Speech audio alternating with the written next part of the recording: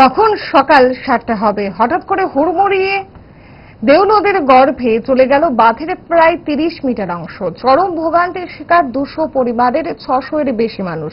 ঘটনা বৃহস্পতিবার সকালে কুমারঘাট শহরের প্রাণকেন্দ্রে।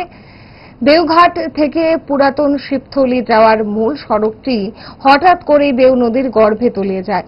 এ দুর্ঘটনার পর যোগাযোগ বিচ্ছিন্ন হয়ে পড়ে উভয় দিকের মানুষ। 2023 সাল থেকেই স্থানীয় লোকজন বাঁধের অবস্থা ভালো নয় জানিয়েছিল প্রশাসনিক স্তরে, কিন্তু সে কথায় কেউ কর্ণপাত করেনি।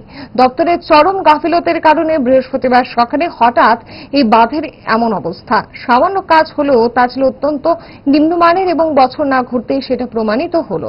খবর পেয়ে ইতিমধ্যে সংশ্লিষ্ট দপ্তরের কুমারঘাট ওয়াটার রিসোর্স দপ্তরের এসডিও ঘটনাস্থলে ছুটে যান।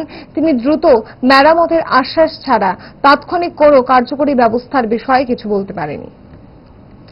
ঘটনাটা হলো আজকে সকাল 7:30টার দিকে আমাকে ফোন করা হয়েছে। সাথে সাথে আমি আসলাম, লোকজনের সাথে মিলে সবকিছু বুঝলাম।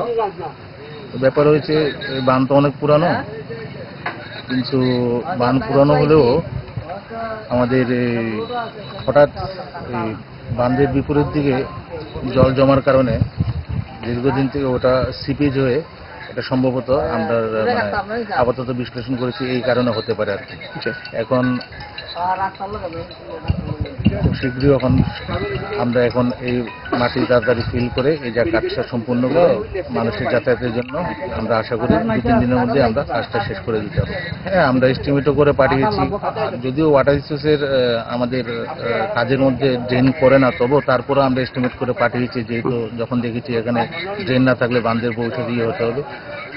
তো আশা করি খুব শীঘ্রই এই কাজটা আমরা হাতে নিতে পারবো। ইচ্ছে করে ডায়েটটা ভুলে রোলটা ফুচকাটা খেতে, কিন্তু মনে রাখতে হবে 5 দশক ধরে গ্যাস, অম্বল ও পেটের সমস্যা একমাত্র সমাধান গ্যাস নল।